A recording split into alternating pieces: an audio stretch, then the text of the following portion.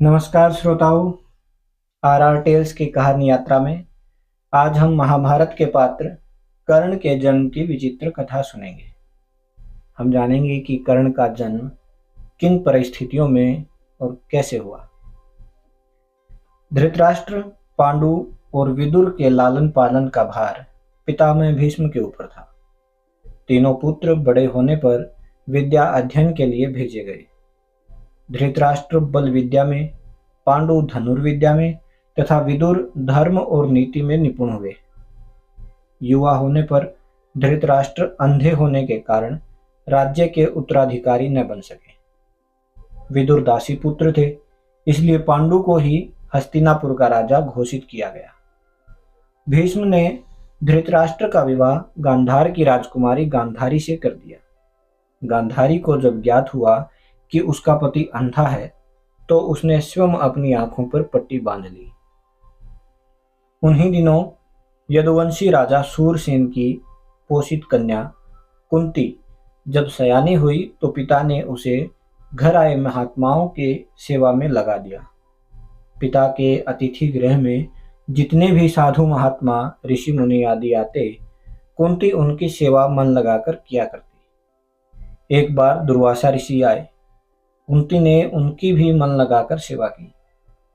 कुंती की सेवा से प्रसन्न होकर दुर्वासा ऋषि ने कहा, पुत्री, मैं तुम्हारी सेवा से अत्यंत प्रसन्न हुआ, अतः तुम्हें एक ऐसा मंत्र देता हूँ जिसके प्रयोग से तू जिस देवता का स्मरण करेगी वह तत्काल तेरे समक्ष प्रकट होकर तेरी मनोकामना पूर्ण करेगा। इस प्रकार दुर्वासा ऋषि कुंती को मंत्र प्रदान कर चले गए। एक दिन कुंती ने उस मंत्र की सच्चाई की जांच करने के लिए एकांत स्थान पर बैठकर उस मंत्र का जाप कर सूर्य देव का स्मरण किया। उसी क्षण सूर्य देव वहां प्रकट होकर बोले, देवी, मुझे बताओ कि तुम मुझसे किस वस्तु की अभिलाषा करती हो। मैं तुम्हारी अभिलाषा अवश्य पूर्ण करूंगा। इस पर कुंती ने कहा, हे देव, मुझे आपसे किसी भी प्रकार की अभिलाषा नहीं है। मैंने तो केवल मंत्र की सत्यता परखने के लिए ही इसका जाप किया है। कुंती के इन वचनों को सुनकर सूर्यदेव फिर बोले, हे कुंती, मेरा आना व्यर्थ नहीं जा सकता। मैं तुम्हें एक अत्यंत पराक्रमी तथा दानशील पुत्र प्रदान करता हूँ। इतना कहकर सूर्यदेव अंतर्ध्यान हो गए। कुंती ने लज्जावश यह बात किसी से नहीं कही। समय आने पर उसके गर्भ से कवच कुंडल धारण किए हुए एक पुत्र उत्पन्न हुआ। कुंती ने उसे एक टोकरी में रखकर रात के समय में गंगा में बहा दिया। वह बालक बहता हुआ उस स्थान पर पहुंचा जहां पर धृतराष्ट्र का सारथी अधिरथ अपने घोड़े को गंगा नदी में जल पिला रहा था।